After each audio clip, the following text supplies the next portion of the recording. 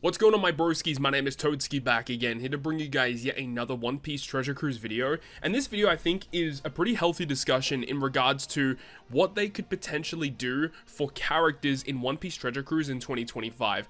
And this kind of spawned from the idea of the design of Whitebeard and Ace. And I think that what they did with this character was really fascinating, and it has lots of room for improvement, lots of room to grow. And I really hope that they do take this design feedback on board, because what they've done with this character is just so unique, and I would love to see more of it in One Piece Treasure Cruise this year. For those of you who don't know what I'm talking about in regards to this character, it's in regards to their captain ability, where there's a line in their captain ability that says that if a Whitebeard Pirates commander character, excluding Ace because he's in the unit, on the crew uses a special ability, and then again, there's like flavor text, applies various additional effects. So depending on which character you activate the special of, you get like various different abilities. So this is a really cool effect. But what this got me to thinking is they have some kind of way to tag characters in the game as Whitebeard Pirate commanders. And if that is the case, then I would love to see more effects like this in the future.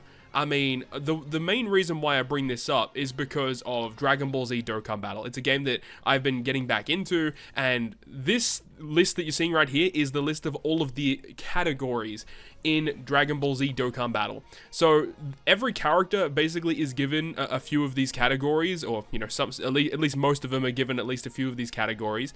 And the thing is back in the day, like Dokkan Battle, for example, had a character like this Vegito, which would give AGL type Key 4, which is their like special cooldown, I guess you could almost say, and then also giving them some statistical increases. So this was commonplace in Dokkan Battle during the early years, just buffing types. Some characters would buff multiple types, some characters would buff all types, and that's kind of how it went.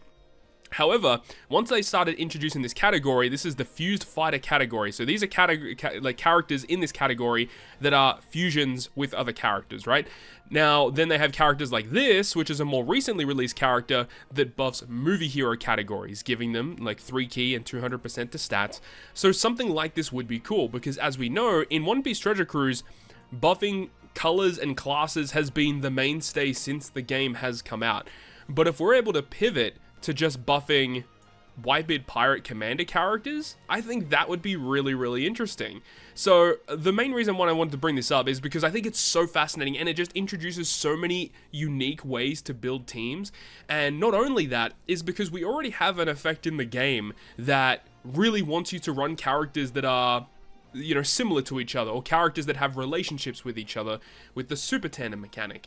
And if you're going to introduce Super Tandem into the game, I feel like an effect like this, where you can have a category of characters, they all share similar traits to each other, they have relationships with each other, meaning that Super Tandem would actually be synergistic in this team scenario. Not only that, is requirements for super types and EX supers, or sometimes even Rush Sugo specials require certain characters to be on your team, and by doing this, it makes it very easy for all of these abilities to become activated. And while, yes, it does make it a bit annoying, because sometimes it makes the teams more difficult to build because you need very specific units in order to do it, whereas if a character is buffing strength type characters, you just need strength units, and everyone's got strength units, that's not a problem.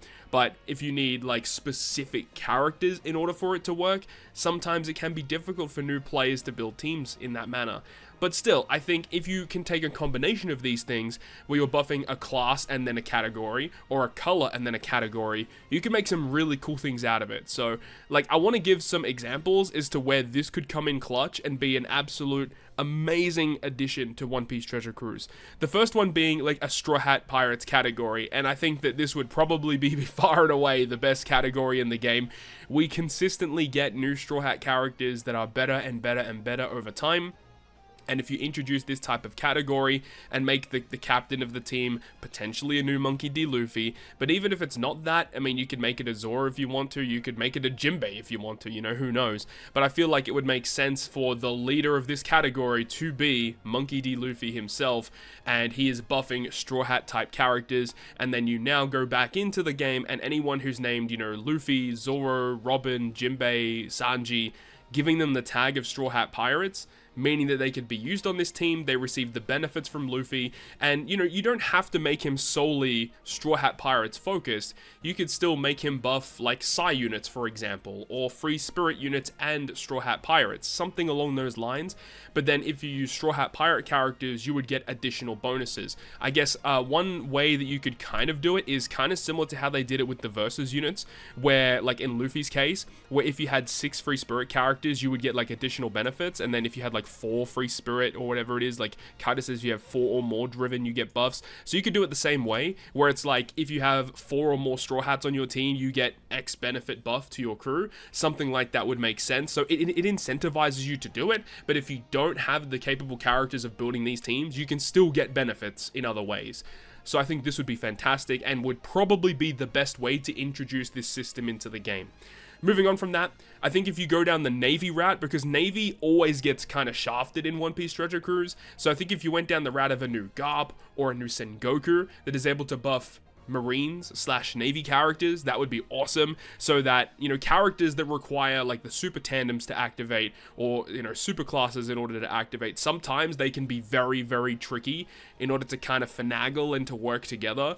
The Marines definitely need more help, and if you introduce a new batch of characters that are solely focused on Marines, you could do this over a couple of months, make like a whole batch or a whole couple of months dedicated to the Marines, so that it actually makes it a capable team that is able to take on high difficulty content. I think that would be absolutely awesome, and I think that, yeah, they definitely need the love.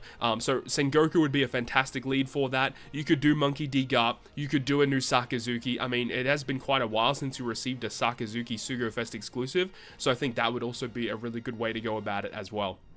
Moving on, Supernovas, I think, would be a fantastic category as well. And I mean, yeah, you could basically have any of these characters as dedicated like captains or leaders for this type of category. Of course, representation for characters like Rogue, Apu, and Drake, they don't really get much representation. Hawkins doesn't get much. Capone doesn't really get much either. Killer is on the fringe. He sometimes gets units. Bonnie has been getting a lot, obviously, because of the whole Egghead situation. But I think if you're going to do like a Supernova category, being able to give like Sugofest exclusives to some of the lesser loved, I would say, Supernovas would be a really good way to do it, because we always get Luffy's, Law's, Kids, Zoro's, that's not that big of an issue. So if you gave love to one of the other units, making them dedicated leads for the Supernova category, I think that would be pretty dope. There are other characters that are also technically classified as Supernovas, or were Supernovas from previous eras. Characters like Cavendish, Bartolomeo, even Teach is technically classified as a Supernova, so I think that they could definitely do that in a really cool way. The only thing is, though, is that as characters progress, they would lose some categories, right? So if you were talking about like Blackbeard, for example, like pre-time skip Blackbeard is technically a Supernova, but obviously as time progressed, he then became an Emperor, so he's not longer really a Supernova. I guess technically he is technically a Supernova. You could do a really cool one with like, I don't have it as a little tab here, but you could potentially do like an Emperor category. That would be a little bit difficult because there would be a pretty small pool of characters, but more modern releases of Luffy, Shanks, Blackbeard, Buggy would all technically classify as Emperors. You'd have the Whitebeards, the Big Mums, the Kaidos. I guess Roger technically at one point would be classified as an Emperor. I'm not too sure if that was the case, but either way, I think a Supernova category makes a lot of sense, giving some love to these units where you get benefits if you're running a bunch of Supernovas together. If not, you can still get benefits through other means. Moving on, I think this one would be dope, a Revolutionary Army category, and especially with the love that we've been receiving recently, but I think more importantly would be a release of Monkey D. Dragon, and if they're going to introduce a category for Revolutionary Army, Monkey D. Dragon would be the perfect character to come into the game with. The only real problem that I see with Revolutionary Armies is a lot of the units that have super types, super classes, etc., they don't have Monkey D. Dragon listed as one of the characters that can proc the effects, so they'd have to go back to all of the previous Revolutionary Army characters and add him onto those lists if they ever decided to introduce Monkey D. Dragon into the game. That's the only problem that I can see this being an issue with, but overall, if this category were to exist, Monkey D. Dragon would be the perfect character to debut this category with. I would love to see Dragon in the game. I was hoping for it for New Year's. He almost came out as this artwork here with the alt art of Sabo. unfortunately did not come into fruition. And then the final one I kind of wanted to mention here was maybe like a female category, because we do have quite a lot of female characters in the game. A lot of people love collecting the waifu units. So if you had like a character that was like female pirates or something like that, where you could have the characters like Hancock, you'd have Nami, Robin, Big Mom even, you could have Baby 5, you could have Monet, you get like a lot of different characters you could potentially add to this list. Of course, those were just a handful of units that I mentioned. Koala, you know, talking about that from the Revolutionary Army as well. Bello Betty. Or technically they're not pirates, right? They're technically not pirates. Maybe you could do like females of the sea or something like that. I'm not too sure what that would do, but something like that would actually be pretty neat. And I think a character release such as this, like a waifu category, would be pretty wild. And I think a lot of people would absolutely love that. But that's just like a very small sample size of things that I think could come into the game. And even if they didn't want to make it straight up categories, even if they did a similar thing to this, where depending on what character you use, you get different bonuses, even that would be a nice step in the right direction to make really unique character releases. So let me know your thoughts and opinions about this one. Do you think that this is a good idea moving forward? Because I think it's a really nice way to keep the game fresh, have new types of captain abilities that we hadn't seen before, and be able to kind of synergize these units together to make EX supers, super types, super classes, super tandems, final taps, rushes become way more accessible to actually use. That's going to wrap it up for me, though. Thank you so much for watching the video. If you enjoyed it, make sure to go ahead and leave a like. And if you want to stay up to date with all the content I post, including more One Piece Treasure Cruise content, make sure to hit the subscribe button down below. On that, guys, I'll see you guys within the next video.